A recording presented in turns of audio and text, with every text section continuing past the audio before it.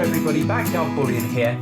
Now over the last couple of weeks and months we've seen some really big growth in premiums on physical gold and silver, more so even with silver, with bog standard Britannias, Eagles or whatever other coin you would call bog standard, really growing in that premium asking price to the point that it is unsustainable in my opinion.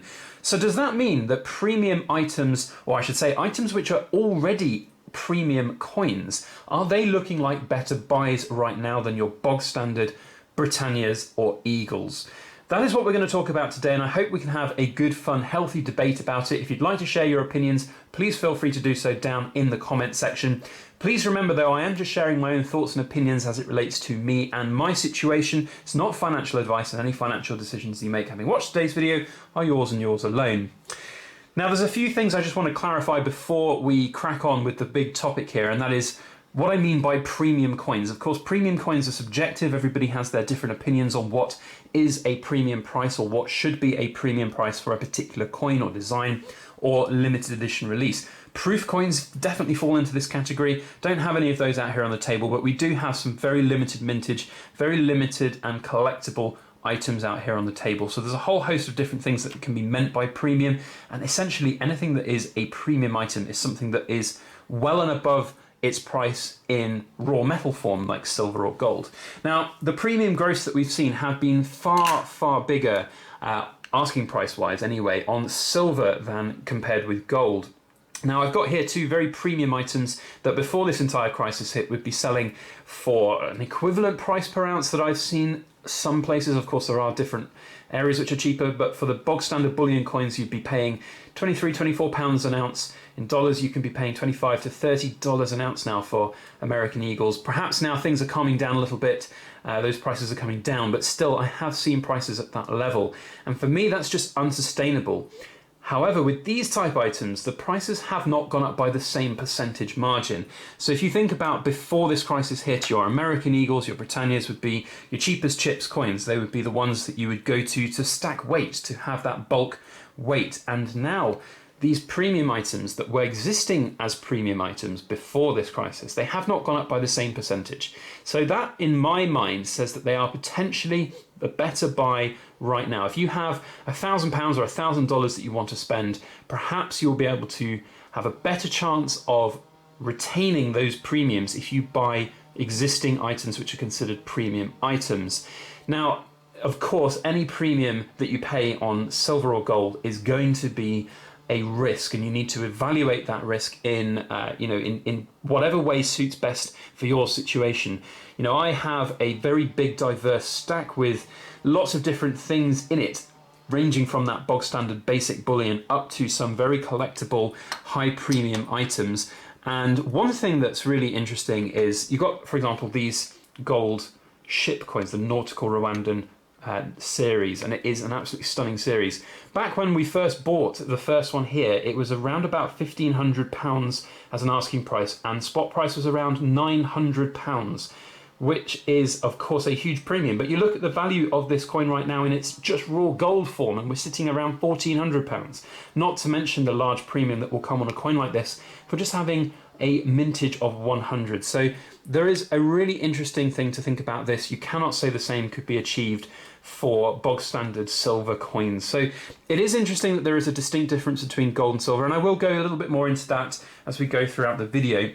But the prime problem with this is that the big premiums that are being asked on the bullion coins right now, and you look at the Queen's Beast series, and I know I've only got gold ones out here, but you look at the silver versions of the Queen's Beast series right now, the first editions of these are going for quite high prices. Even with the premium sort of physical demand right now, they are still achieving slightly above where they were before this crisis. However, the bog standard released just a few months ago versions, like the White Lion of Mortimer and the what was the recent one, the Horse of Hanover, those have really high inflated premiums on them because of the crisis that we're going through right now.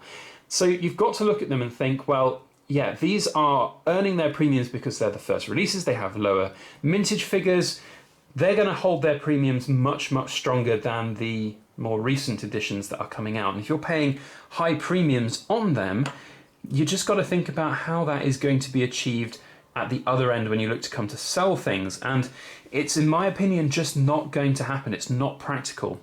So in terms of strategies going forward for somebody like myself, I am now really focusing in terms of silver on the slightly higher premium items, the collectible pieces. But that means for me anyway, I'm going to be buying these coins in significantly less volume. For the Queen's Beast series, of course, we're kind of beholden to this series and we want to collect them. We want to have them all. They're like Pokemon. We want to have them all, collect them all. And you're kind of slave to the series in that sense. And my traditional strategy was to get a roll of each of the 2 ounces, 5 each of the 10 ounces.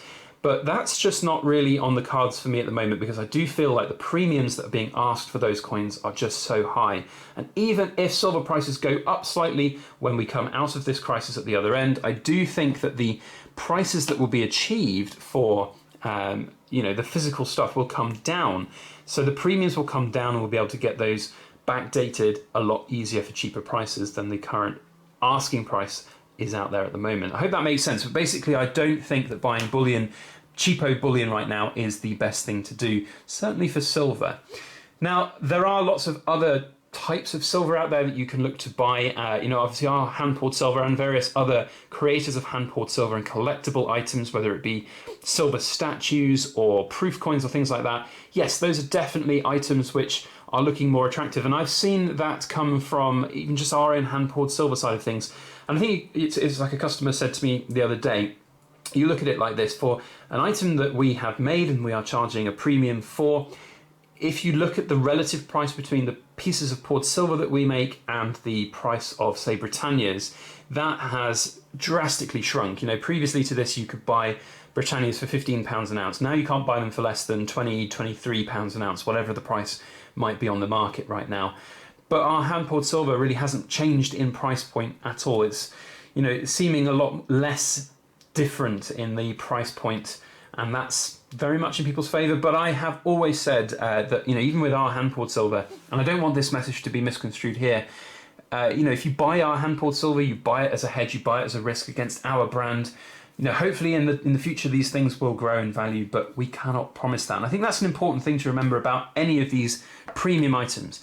So yes, it looks like premium silver items might be better value per ounce, so to speak, than paying high premiums on bullion coins, but the premiums that you're going to get out the other end are not guaranteed by any stretch. It's all about the brand, the collectability of the brand, the popularity of the brand as well. And, I just don't feel that the premium market is one for the masses. It is very much high risk, and it's very much, especially if you're buying in bulk. If you're buying just 1 or 2 pieces here and there, fine, you've got that sort of hedge, that risk is lower. But it is certainly not for the faint of heart. Now, there is a huge difference between gold and silver. So I've got some really nice premium gold coins out here on the table, and I think the message here is that if you are going to play this premium game, if you're going to look to get premium coins, then do not go for premium gold right now. Certainly the higher end premium gold. Now, unfortunately for somebody like myself, who's got the first 3 in this series, with the 4th one looking like it could be coming out at some point in the near future, we are slightly beholden to this, and we will be looking to complete the set. And what price that is going to be at, I don't know, but it's probably going to be pretty high. That doesn't represent the best deal for me, because at the moment on the market you can still get gold at 5-6% over spot from dealers. Bear in mind that you might have deferred delivery, but even on the silver forum you can get spot price gold. And in terms of that premium on physical, I'm certainly not seeing anywhere near as big a growth as on the silver side of things. So it's one of those things where you would look at the gold premiums and you'd say, well, I think I'd much rather just have some bullion gold. That's definitely a thing to think about. And it does relate through to proof coins as well. So if there are some proof coins out there that you were looking at, eyeing up, thinking that might be the right things for you, then have a hard think about gold, because it really isn't that expensive to get hold of gold right now on the market. Silver, on the other hand, is that other beast right now, and it does represent the potential. If you've got those budgets, you want to spend money, and you want to perhaps not buy American Eagles or Britannia's at really high inflated prices, then it's definitely worth thinking about the premium coin market. It's not for the faint of heart though, and I would highly recommend that you do a lot more research than just watching me ramble on this video. Now, the last thing that I want to finish with is basically bullion coins are still going to be desirable going forwards, but the premiums that people are paying on them are, in my opinion, too high. And you should just think about that. Think about holding off. I know it seems strange because we're in this sort of crisis right now and everybody wants to accumulate, and lots of people are worried about the future and they want to protect themselves. I'm just trying to get everything nice and organized. It's my little OCD thing. Anyway, people want to accumulate right now, and accumulating at the wrong price point for the wrong items is, in my opinion, worse than holding off and seeing how things go. That is definitely a thing to think about. So whilst my message here is that potentially premium coins are better in terms of protection, in terms of risk, they still do have their inherent risk points, and certainly if you buy in bulk, it is one not to think about. Just perhaps have a think and hold off for a couple of weeks and months. The world will come back, and things will come back to some semblance of normality within the bullion market, within the precious metals world, but it will take a little bit of time. So that's my collection of thoughts on premium items of silver and gold.